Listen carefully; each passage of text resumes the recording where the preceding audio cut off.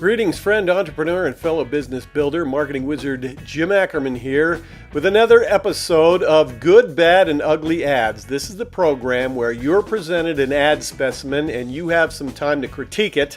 And then in the next episode, I critique the same ad specimen and you can compare how your critique measures up with the marketing wizard, huh? Okay, and then at the end of the episode, we present you with the next ad specimen for the next program. So, where are we this time? The last time it was a pair of ad specimens actually that we had you critique, both from American Express. Here they are. You'll remember that it was a test of a postcard versus a letter package with very similar messages in both cases. This is the message side of the postcard. The message on the address side is very similar to the message on the message side, both driving you to a website. Were you as intrigued as I was that the letter package almost was treated as a postcard, as if I don't open this letter, I'll still get a message? Notice that the back carries a very similar message just like the postcard did. In other words, they're driving you to the website even if you decide not to open the letter. When you open the folded postcard, this is the message that you get.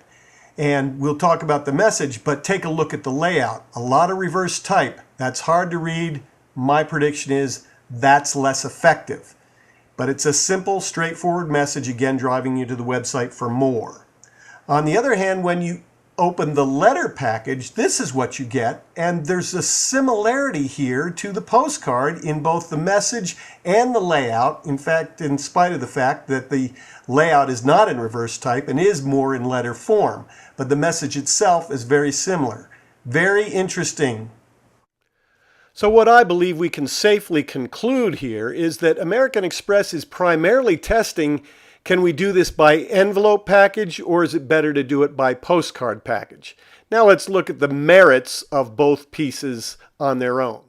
Here again is the message side of the postcard. And look at that headline. Quasi-emotional, appealing to the need to feel important, helping your dreams grow. The reverse type here doesn't bother me much because there's not that much of it. But look, right on this message side, they're already driving you to the website as if you won't even flip the thing over. If you do flip it over or see this side first, the message is almost identical. The headline's missing, but all the terms are right there and still driving you to that website. You know, the outside of this postcard is almost like they don't expect you to open it. But there are advantages to a folded postcard. Mainly, you get much more space to deliver your message. Unfortunately, American Express does this in all reversed sans serif type, making it difficult to read. But again, their goal is the website. Two intriguing things to me about this letter package. They treated the envelope exactly like they treated the postcard, again, driving people to the website.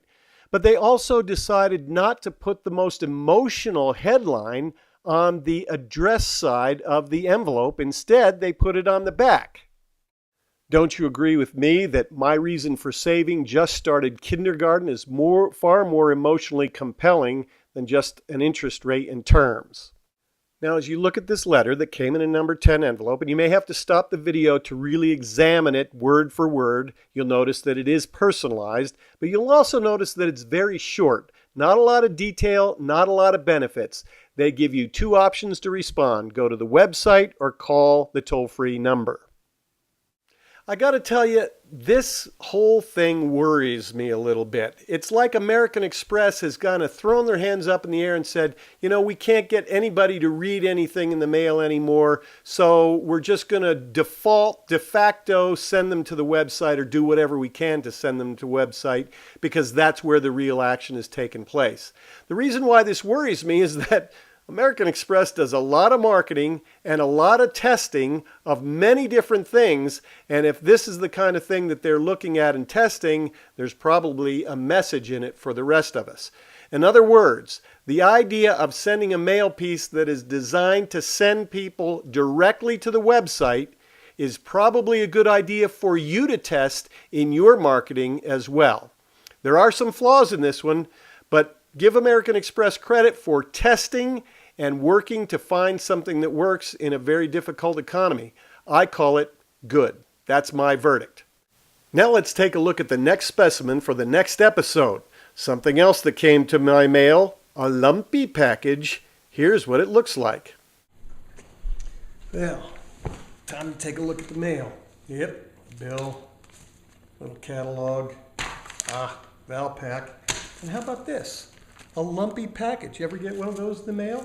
It looks like I'm the guy who's going to be getting a free pen. Let's take a look at the pieces of this piece.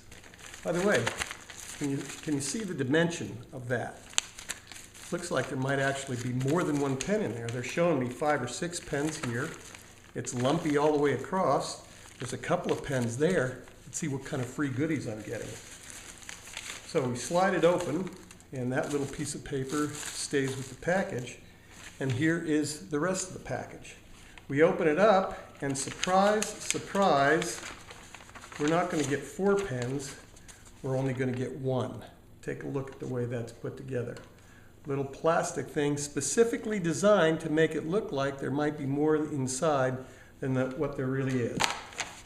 And then, illustration of the pen, order form, no sales letter, just straightforward, an order form. You've got the sample pen.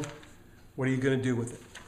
What do you think of this package? Is it good, bad, or ugly? So there's your next episode's specimen. Examine it carefully, think it through, and see how you and I match up in your evaluation of whether this one is good, bad, or ugly.